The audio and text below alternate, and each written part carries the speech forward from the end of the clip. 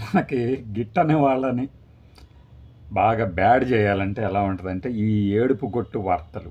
ఇప్పుడు ఒక విచిత్రమైన పరిస్థితి రాష్ట్రంలో ఇవి చూస్తున్నప్పుడు మనకేమనిపిస్తుందంటే అని ఇప్పుడు నేను మాట్లాడుతుంటే మీకు ఎవరన్నా ఒక ఆయన గుర్తొచ్చి ఉండొచ్చు, అది నా తప్పు కాదు. కానీ జైలు బయట నిందితుల కోసం అరుపులు కేకలు అంటూ నిన్న ఈ లిక్కర్ కేసులో, అంటే లిక్కర్ సేల్స్లో అవినీతి జరిగింది అనే కేసులో అరెస్ట్ కాబడినటువంటి ముగ్గురు నిందితులు బయటికి వస్తున్న సందర్భంలో అరాచకమట.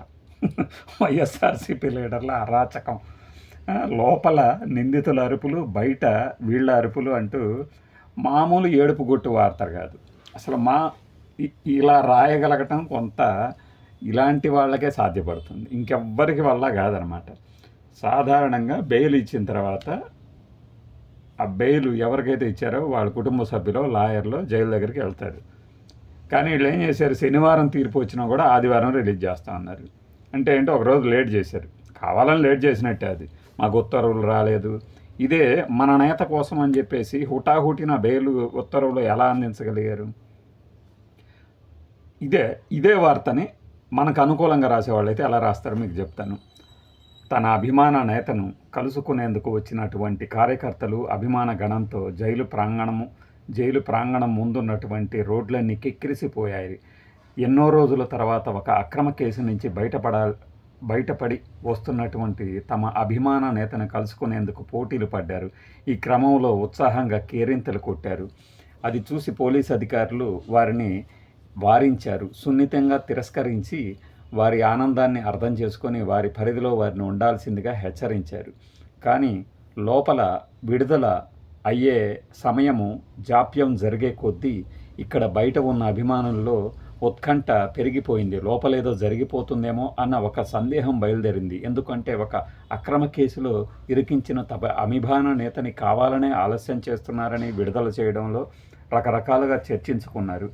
వీరు ఉదయం 8:30 గంటలకు విడుదలవుతారని తెలిసినా కూడా వారిని తమ అభిమాన నేతని చూడాలనే ఉత్సాహం నిలవనీయలేదు. తెల్లవారుజామున 5:30కే అక్కడికి చేరుకొని తమ నేత ఎప్పుడు వస్తాడా బయటికి అంటూ కాయలు కాసేలాగా ఎదురు చూసిన క్షణం రానే వచ్చింది. తమ అభిమాన నేత బయటికి రాగానే వెంటనే ఒక్కసారిగా హర్షధ్వానాలతో స్వాగతం తెలిపారు. తమకి ఇంత దూరంగా ఇన్ని రోజులు తాము ఎలా గడిపారో గుర్తు చేసుకుంటూ రోడ్డు పక్కనే కూర్చొని ఆ జ్ఞాపకాలన్నీ మధురానుభూతులుగా మధురానుభూతులుగా అనే పదం కూడా వాడతాడు, ఈ దినంగాడు ఖచ్చితంగా వాడతాడు, చర్చించుకున్నారు. ఎట్టకేలకు తమ అభిమాన నేత బయటికి విడుదల కావడంతో ఆ కోలాహలంతో సంబరంగా భుజాల మీదకి ఎక్కించుకొని ఊరేగుతూ వెళ్ళారు. ఇది చూసి ఏదేమైనా ఒక ప్రజాదరణ ఉన్నటువంటి నేతని ఇలా అక్రమంగా నిర్బంధిస్తే ప్రజా వ్యతిరేకతని ఎదుర్కోవాల్సి వస్తుంది అంటూ పాలకులు బుద్ధి తెచ్చుకోవాల్సిందే అని విఘ్నులు చర్చించుకున్నారు. ఇలా రాసుకెళ్తారనమాట. ఇప్పుడు వీళ్ళకి బెయిల్ రావటం ఇష్టం లేదు కదా, అందుకని అరాచకం. జైలు లోపల నిందితుల కంటే చెవిరెడ్డి భాస్కర్ రెడ్డి మరీ రెచ్చిపోయారు. ఏంటి, ఎందుకు ఆపుతున్నారు మా వాళ్ళని అంటూ పెద్దగా రెచ్చిపోయారు. ఏం చేయబోతున్నారు, కుట్రలు చేస్తున్నారా, మిమ్మల్ని ఎవరిని వదిలిపెట్టను అంటూ అరిచారు. అయితే అధికారులు వారిని సముదాయించే ప్రయత్నం చేయగాడు కూడా వినిపించుకోలేదని సమాచారం. వీడేదో పక్కనే ఉండి అరుపులు విన్నోళ్ళలాగా ఇది. ఈ బయట ఈ అరుపులు విన్న ఈ వైఎస్ఆర్సీపీ క్యాడరు, అక్కడ చేరుకున్న క్యాడరు ఏం చేస్తున్నారు, మా వాళ్ళని ఏం చేయాలనుకుంటున్నారు మా వాళ్ళని అరిచారట. ఇప్పుడు ఒకటే సంఘటన, దాన్ని ఎలా వర్ణించవచ్చు అనేది నేను ఇప్పుడే మీకు చదివి వినిపించా కదా. ఆ ముగ్గురి కోసం అని చెప్పేసి వీళ్ళు ఉదయం 5:30కి వెళ్ళారు. నువ్వెవడివి కాదంటానికి వెళ్ళకూడదని. అసలు ఇలా హడావిడి చేయటం ఏంటి, జైలు గేటు దగ్గరకే జీపులతో రావడం ఏంటి, దీని మీద మనం ఏదో ఒకటి చేయాలని చర్చించుకున్నారంట అధికారులు. చర్చించుకుంటారు 2023 నవంబర్లో చర్చించుకోరు. మరి నేను చెప్పే కదా, ఒక వార్తను సింపుల్గా ఎలా ట్విస్ట్ చేయొచ్చు కావాలని. పైగా ఆ ఫోటోలు పెట్టాడు కదా, ఆ ఫోటోల్లో ఎక్కడన్నా వాళ్ళల్లో ఎవరన్నా పెచ్చరెళ్ళుతున్న వాళ్ళలాగా ఉన్నారు. ఖచ్చితంగా వాళ్ళు కనుక రోడ్డు మీద వేరంగం వేసి ఉంటే ఆ ఫోటోలు పెట్టేవాళ్ళు. బెయిల్ వచ్చినప్పుడు వీలంత త్వరగా విడుదల చేయించుకోవాలి. తమ వారిననే ఎవరికైనా ఉంటుంది, నువ్వెవడికి తప్పబట్టడానికి వాళ్ళని. విచిత్రమైన పరిస్థితి అని నేనైతే చెప్పలేను ఆయనలాగా. నాకు ఈ రాత చదివితేనే నవ్వు వచ్చింది. లోపలట అరిచాడంట. అవును, ఇప్పుడు వారికి బెయిల్ వచ్చింది, బెయిల్ ఆర్డర్ ఇచ్చారు. బెయిల్ ఆర్డర్ ఇచ్చినప్పుడు వీళ్ళైనా తొందరగా పంపించాలి. బెయిల్ ఆర్డర్ ఇచ్చినప్పుడు జైలు సిబ్బంది నిందితుల్ని వీలైనంత తొందరగా బయటికి పంపించేసేయాలి. 1 గంట ఎక్స్ట్రా ఉన్నా కూడా అది వారి స్వేచ్ఛను హరించినట్టే. చట్టమే ఇది. దీంట్లో ఏమి మినహాయింపులు ఎవరికి లేవు, ఎవ్వరికీ లేవు. చంద్రబాబుకి, జగన్కి, ఎవరికైనా సరే బెయిల్ వచ్చిందంటే ఆ క్షణం రిలీజ్ చేసేయాల్సిందే. నా దగ్గరికి ఆర్డర్ రాలేదు అంటే తీసుకొని వచ్చి చూపిస్తారు ఆర్డర్ చూపించిన తర్వాత కూడా 8:30కి వస్తారు వారు. ఇప్పుడు ఇన్ని రోజులు నువ్వు వాళ్ళ లోపలే ఉంచావు కదా, ఒక క్షణం కూడా బయటకు ఉండటానికి వీల్లేదనే కదా దాని అర్థం. ఇప్పుడు ఒక క్షణం కూడా లోపల ఉండటానికి వీల్లేదనే కదా.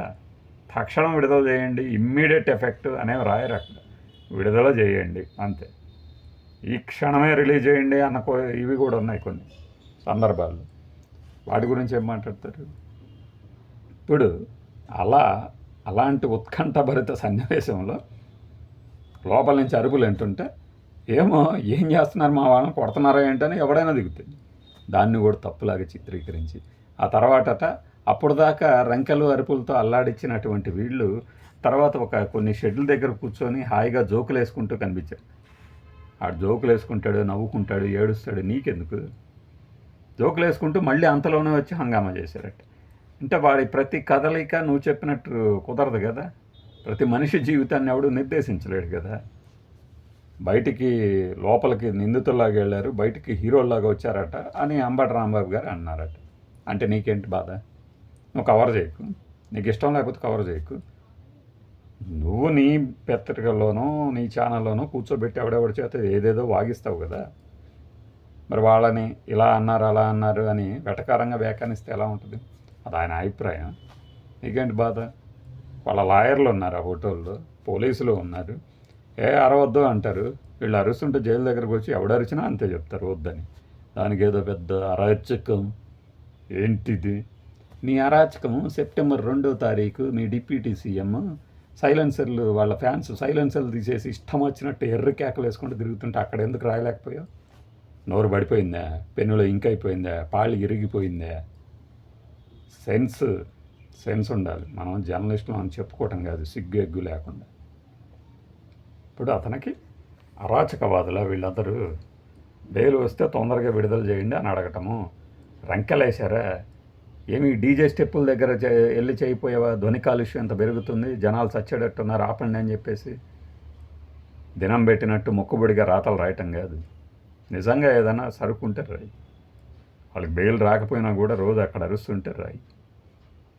బెయిల్ వచ్చిన తర్వాత కూడా వాళ్ళు అరుస్తున్నారంటే లోపల అరుపులు వినపడితే ఏమో ఏం చేస్తున్నారని అరిచారు. దానికేంటి?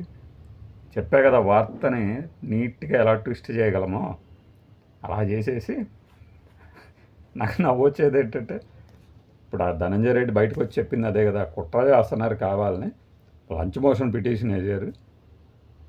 అది కనుక మళ్ళీ వచ్చిందంటే లోపలే ఉంచుదామని చెప్పేసేసాను. ఇప్పుడు వీళ్ళు బయటికి వెళ్తున్నారు, దాన్ని అడ్డుకోవాలనే కదా.